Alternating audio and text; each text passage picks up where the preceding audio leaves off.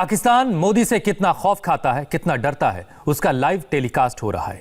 نواز شریف کی پارٹی کے ایک سانسد نے پاکستان کی سنسد میں خود یہ خلاصہ کیا کہ عمران خان کی سرکار نے ونگ کمانڈر ابھینندن کو اس لیے رہا کیا کیونکہ انڈیا کے ڈر سے پاکستان کے آرمی چیف باجوہ کے پیر کانپ رہے تھے اور پاکستان کے ویدیش منتری کے پسینے چھوٹ رہے تھے۔ آج ان لوگوں نے جو کہا ہے، آپ ہندوستان کے ٹی وی پہ دیکھیں، ہندوستان کا ٹی وی بغلے بجا رہا ہے، وہاں کے لوگ بغلے بجا رہے ہیں، وہاں کے اخباروں میں یہ آیا ہے کہ یہ لوگ جو ہے ہمارے ساتھ ہیں۔ دیکھو یہ لوگ بھی پاکستان کی فوج کا برا بلا کہتے ہیں، وہ کہتے ہیں ہم پہلے ہی کہتے تھے کہ پاکستان کی فوج جو ہے وہ دہشت گرد فوج ہے، وہ بری فوج ہے۔ دیکھیں یہ لوگ جو ہے پی ڈی ایم کے لوگ جو ہے یہ بھی یہی کہہ رہے ہیں، یہ ان کے ایجنڈے کو پروموٹ کر رہے ہیں، لیکن ہم انہیں بتا دینا چاہتے ہیں کہ پاکستان کے لوگ جو ہے ہندوستان کے مودی کے یاروں کو وہ دھکا دیں گے جو صدیوں تک یاد رکھے گا۔ یہ مودی کا ایجنڈا یہاں نہیں بکے گا۔ نواز شریف صاحب اس جھنڈے کو بند کر دو۔ پاکستان کے لوگ ہندو سے نفرت کرتے ہیں، وہ گائے کو خدا مانتے ہیں، ہم اللہ کو مانتے ہیں، ان کے خدا کو بھی کھا جاتے ہیں۔ تم بتوں کو پوجنے والوں کے ساتھ ہو۔ تم تو کہتے تھے، ہمیں وہ تمہاری الفاظ یاد ہے، تم نے کہا تھا کہ واگا کے بارڈر پہ دوسری طرف لوگ جو ہیں وہ بھی پالک آلو کھاتے ہیں، ہم بھی پالک آلو کھاتے ہیں، ہم ایک ہے۔ لیکن ہم انہیں بتا دینا چاہتے ہیں ہم ایک نہیں ہے، ہم اللہ کو ماننے والے ہیں، قرآن کو ماننے والے ہیں، ایک رسول کو ماننے والے ہیں۔ اور تم لوگ ان لوگوں کے ساتھ کر رہے ہو۔ تمہارے ہاں تو مودی آیا بھی تھا، تم نے ان کی خوب خاطر توازیہ بھی کی تھی، لیکن ہم لوگ جو ہیں ہم یہ دیکھو ہمارے ساتھی جو ہے یہ سب پاک فوج کے ساتھ ہیں، کیونکہ پاک فوج وہ فوج ہے جس نے ٹینکوں کے نیچے بم باندھ کر پاکستان کو بچایا تھا چونڈا کے محاذ پر۔ یہ تاریخ کے الفاظ میں لکھا ہوا ہے، دنیا کی سب سے بڑی جنگ جو جنگ عظیم دوم کے بعد چونڈا کے محاذ پہ لڑی گئی تھی، اور پاکستانی جوانوں نے جب پلوں کی سالمیت کو خطرہ پیدا ہوا تو یہ اپنے سینوں پہ باندھ کر اپنی جانوں کو ساتھ لے کر انہوں نے ان ٹینکوں کے نیچے لیٹ کر ان ٹینکوں کو اڑا دیا تھا اور پاکستان کو محفوظ کیا تھا۔ آج اگر ہم محفوظ ہیں تو پاک فوج کی وجہ سے ہے۔ آپ دیکھو انہوں نے ملک کے حساس اداروں کو، بھائی تم نے اس ملک میں 40 سال تک حکومت کی ہے، تمہارا بھائی وزیر اعلیٰ رہا ہے، تم نے اس ملک میں کون سا ادارہ بنایا ہے؟ تمام ادارے تباہ کر دیے ہیں۔ پی آئی اے کو دیکھو کیا حال ہے، ریلوے کا دیکھو کیا حال ہے۔ مجھے یاد ہے کہ میں کبھی کراچی جایا کرتا تھا تو 15 دن پہلے ٹکٹیں نہیں ملتی تھی۔ آج اسٹیشن جو ہے ویران ہے، پلیٹ فارم پہ بیاسے جیسے الو بول رہے ہیں۔ بھائی ہسپتال ہے تو کوئی اچھا ہسپتال نظر نہیں آتا جہاں تمہارا یا بڑے بڑے لوگوں کا علاج ہو سکے۔ تمہارے لوگوں کا علاج لندن میں ہوتا ہے، بھائی یہاں کیوں نہیں اچھے ہسپتال بناتے؟ یہاں کے عام آدمی بھی ہسپتال میں جائیں تو ان کا علاج ہو سکے، اچھے اسکول بناتے۔ تمہیں نہیں پتا تھا کہ ملک کی آبادی جو ہے آج جو ہے دونی چند سال بعد دونی ہو جائے گی، 40 سالوں میں دونی تین گنا ہو جائے گی؟ تو تمہیں ایسی چاہیے تھا کہ ہسپتال بناتے، اسکول بناتے، اور پھر تمہیں پتا تھا کہ اتنی یونیورسٹیاں ہیں جہاں سے لڑکے پڑھ کے نکل رہے ہیں اور وہ گلیوں بازاروں میں گھوم رہے ہیں۔ تمہیں ایسی پلاننگ بنانی چاہیے تھی ان کو نوکریاں ملتی آنے والی نسلوں کو۔ تم نے کیا کیا ہے اس ملک کے لیے؟ بتاؤ نا۔ تم نے کچھ نہیں کیا سوائے یہ کہ آج پاک فوج پہ حملہ کر رہے ہیں۔ ملک ایک ہی تو ملک کے اندر ادارہ ہے جو یقین کر ویل ڈسپلن ادارہ ہے۔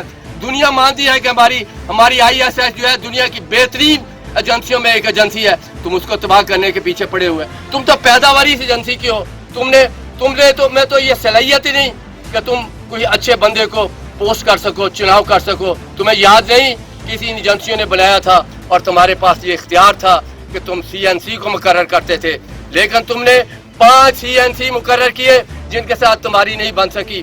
جنرل آصف نواز باجوہ، جنرل مشرف، اس کے علاوہ جنرل کرامت، اور اس کے علاوہ ایک اور جنرل تھا آسفندہ جنجوعہ، کسی کے ساتھ نہیں تمہاری بن سکی۔ پھر یہ دیکھو کہ تم نے نیب کا چیئرمین مقرر کیا، اس کے ساتھ بھی تمہاری نہیں بن سکی۔ تم عدلیہ کو کہتے ہو، عدلیہ میں نثار کو تم نے مقرر کیا، عدلیہ کو ہی ٹھیک کر دیتے، آج عدلیہ پہ تنقید کرتے ہو۔ کون سا ادارہ ہے؟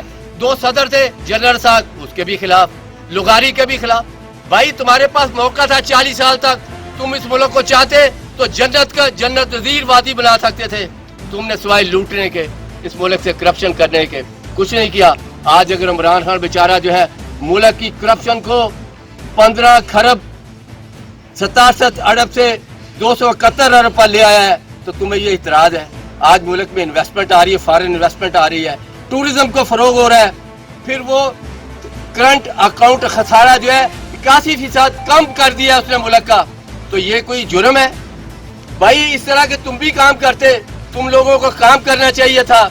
आज फिर इक़्तिदार की कुर्सी के लिए तुम्हें फिर वो नशा कि 40 साल तक तुम्हें तो ये नशा है कि तुम तो ये चाहते हो कि इस मुल्क में हमारी बादशाहत रहे, और बादशाहत के लिए काम करने पड़ते हैं। गरीब आदमी को एहसास हो कि मैं भी इस मुल्क का शहरी हूँ, मैं भी इस मिट्टी का पैदा होने वाला हूँ, मुझे भी अच्छी नौकरी मिल सकती है, मुझे भी अच्छे अस्पताल में इलाज करा सकता हूँ, मेरे बच्चे भी अच्छे स्कूलों में पढ़ सकते हैं। भाई तुमने क्या किया है? आज देखो मुल्क की क्या हालत है, मुल्क में कर्जों के जाल में फंसा हुआ है। सर उन्होंने एक तरफ तो अफवाज पाकिस्तान पर हमले किए गए, दूसरी तरफ उन्होंने कहा कि अलग बलोचिस्तान की जो रियासत का जो एक नारा लगाया गया है, जो मुतालबा किया गया है, तो इस हवाले से आप क्या कहना चाहिए? एक तरफ आप ये कह रहे हैं बलूचिस्तान की बात कर रहे हैं जी, उन्होंने बलोचिस्तान को जो है उन्होंने आज़ाद रियासत बनाने का जो मुतालबा किया गया है, उस हवाले से आप क्या कहना चाहिए? भाई देखें, पाकिस्तान दुनिया की एक अल्लाह ताला ने बहुत दुनिया की सबसे बड़ी इस्लामिक स्टेट 1947 में उभरी थी। दुनिया के अंदर ये वाहिद मुल्क था जो इस्लाम के नाम पर कायम हुआ था। दुनिया में अंदर 2 स्टेट्स हैं जो नजरियात की बुनियाद पर बनी है, एक इसराइल है वो अपने नजरिए का बना, और दुनिया में ये पाकिस्तान जो था इस्लाम के नाम पे बना था। दुनिया में बाकी और मुल्क है इस्लामी, लेकिन वो इस्लाम के नाम पे नहीं बने, ये इस्लाम के नाम पे बना था ये दुनिया। और फिर ये था कि दुनिया का सबसे बड़ा इस्लामी मुल्क था। ये तो हमारी गलतियां थी, हमारी ये क़यादतें, ये जो आप ये लीडरशिप जो आप बने हुए हैं, इनकी क़यादतों की वजह से हमारा मुल्क 2 टुकड़े हो गया है। आज वो ताकतें, क्योंकि आज पाकिस्तान एटमी ताकत भी है, बेशक टुकड़े हो गया है, और इसके पास बहुत से मादी वसाइल हैं, बेहतरीन दुनिया की फ़ौज है, बहते दरिया हैं, ठंडे चश्मे हैं, और बेहतरीन फ़ज़ाएँ हैं, 4 मौसम है दुनिया के। इस मुल्क को अल्लाह ताला ने ये खसूसियत दी है कि इसमें इतना मुल्क होने के बावजूद 4 मौसम एट ए टाइम होते हैं, गर्मी, सर्दी, बहार, ख़ज़ां, ये इस मुल्क के अंदर होते हैं। इस मुल्क को ख़त्म करने के लिए उन्हें पता है कि यहाँ के आदमी, यहाँ के फ़ौज जो है बहादुर फ़ौज है, यहाँ के लोग जो है इस्लाम पर मरने वाले हैं, इस्लाम पर जान देने वाले हैं। आज वो चाहते हैं कि इस मुल्क को ख़त्म कर दे। इसके लिए इसराइल, भारत और उनके झंडे में ये लोग भी शामिल हो गए हैं। खुदारा समझो, वो ताकतें पाकिस्तान को ख़त्म करना चाहती हैं। हमने पाकिस्तान को आगे लेके जाना है, हमने दुनिया को बताना है कि पाकिस्तान इस्लाम का किला है। मुझे तो मौलाना साहब से पे दुख होता है कि वो एक आलम आदमी है, उन्हें तो चाहिए, उन्हें ये मालूम होना चाहिए कि पाकिस्तान के मसाइल का हल जो है इस्लामी निज़ाम में है। उन्हें इस्लामी निज़ाम के लिए कोशिश करनी चाहिए, उन्हें नवाज शरीफ से भी बात करनी चाहिए, पीपल पार्टी से भी बात करनी चाहिए कि भाई आओ मिलकर इस्लामी निज़ाम कायम करें। ये नहीं एक कुर्सी के लिए उन्हें बताएं कि कुर्सी के लिए अब खेल ख़त्म हो चुका, कुर्सी के लिए लोग आपको देख चुके हैं, हमारे मसाइल का हल इस्लाम में है, और इंशाअल्लाह हम इस मुल्क में इस्लामी निज़ाम आएगा, यहाँ रियासत मदीना बनेगी, और तमाम करप्ट लोग जो है इस मुल्क से इंशाअल्लाह उनको सज़ा मिलेगी। और मौजूदा हुकूमत जो कोशिश कर रही है करप्शन को ख़त्म कर ले रही है, हम उनकी कोशिशों को खराज तहसीन पेश करते हैं, लेकिन साथ साथ उनसे ये भी अपील करते हैं कि मुल्क के अंदर जो महंगाई का तूफ़ान है इसको भी कंट्रोल करने की कोशिश करें, ताकि आम आदमी को रिलीफ मिले और लोग खुशहाल हों। और यही चीज़ है, इसी की ज़रूरत है। वरना वो लोग जो कह रहे हैं सिंधु देश बना, वो जो कोशिश कर रहे हैं आज़ाद बलूचिस्तान की, इस तरह अगर आज ये लोग जो है इनको, मुझे तो इस बात पे दुख होता है कि स्टेज पर इतने लीडर मौजूद थे 10-11 जमातों के, जब उसने तकरीर की तो उसके बाद आने वालों ने एक ने भी मजम्मत नहीं की कि भाई हमारा इस नारे से कोई ताल्लुक नहीं, हम मुहिब वतन लोग हैं, वो भी उसके साथ शामिल है। उन्होंने मजम्मत करनी चाहिए थी कि हमारा इससे कोई ताल्लुक नहीं, लेकिन अब चूंकि लगता है कि ये लोग इस झंडे पर काम कर रहे हैं, लेकिन इंशाअल्लाह पाकिस्तान के लोग ला इलाहा इल्लल्लाह पढ़ने वाले हैं, ये मोहम्मद रसूलुल्लाह के मानने वाले हैं, ये कुरान पर ईमान लाने वाले हैं, ये अल्लाह और अल्लाह के नबी को मानने वाले हैं। ये लोग कभी हिंदू को इस बात की इजाज़त नहीं देंगे कि वो हमारे मुल्क को ख़त्म कर सके। ये अल्लाह के बनाए हुए नेमत है, और खुदा की कसम अगर वक्त आया तो मैं दावे से कहता हूँ ये लोग पाकिस्तानी जो है दरियाओं में, फजाओं में, समुद्रों में लड़ेंगे, लेकिन हिंदू के गुलाम नहीं बनेंगे।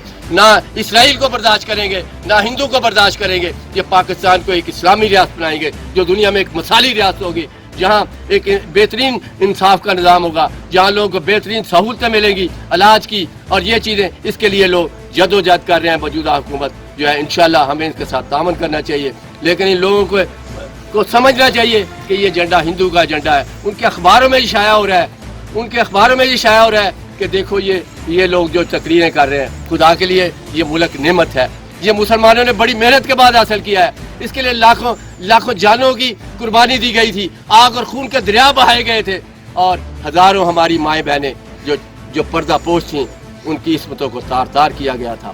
ہندو نے, ان درندوں نے ان کے ساتھ وہ سلوک کیا تھا جنہیں سن کر نہ صرف انسانیت روتی بلکہ شرافت ماتم کرتی ہے. ہمیں پاکستان کو جو ہے نا آگے لے کے جانا ہے. ہمیں ان منفی, میں اپوزیشن سے بھی کہتا ہوں کہ بھائی خدا را سوچو, یہ ملک اللہ کا ایک عطیہ ہے, گفٹ ہے, ہمیں اس کو آگے لے کے جانا ہے. آپ بھی ایک پازیٹیو اپوزیشن ہوتی ہے ہر ملک میں, مثبت اپوزیشن کرو, یہ ذاتی دشمنی پہ نہ چلے جاؤ. ذاتی دشمنی جو ہے کوئی چیز نہیں ہوتی. مطلب ملک کی جمہوریت ہے, آپ اپنی رائے کا اظہار کریں, تنقید کریں, لیکن کسی کو کہنا کہ یہودی ہے, کسی کو قادیانی کہنا, کسی کو کچھ کہنا, یہ چیزیں اسلام میں اس بات کی. مریم نواز کا کہنا ہے کہ سلیکٹرز اور سلیکٹڈ اب ان دونوں کے جانے کا ٹائم آ گیا ہے, اب دونوں ہی استعفیٰ دیں. تو اس حوالے سے آپ کیا کہیں, کیا کوئی استعفے آ رہے ہیں ان کے مطالبات پر؟ بھائی یہ تو ایک ان کا خواب ہے, خواب دیکھنے پہ کوئی پابندی نہیں ہے. اگر یہ کہیں جی مولانا میں جانتا ہوں وہ پاکستان میں 5 حلقوں سے منتخب ہوا تھا, جنرل باجوہ کو بھی آپ لوگوں نے ابھی ایکسٹینشن دی ہے, آپ لوگ شامل تھے پارلیمنٹ کے اندر جو اس کو ایکسٹینشن دینے کی گئی ہے, تو یہ آپ لوگ اس میں شامل تھے, تو وہ سلیکٹڈ کیسے ہو گئے؟ وہ آپ نے بھی ان کو چیف آف آرمی اسٹاف آپ نے مقرر کیا تھا, ابھی بل پاس کیا اس کو 3 سال اور بڑھانے کے لیے, تو آپ شامل تھے. وہ سلیکٹڈ کون سے, سلیکٹڈ کیسے ہو گئے بھائی؟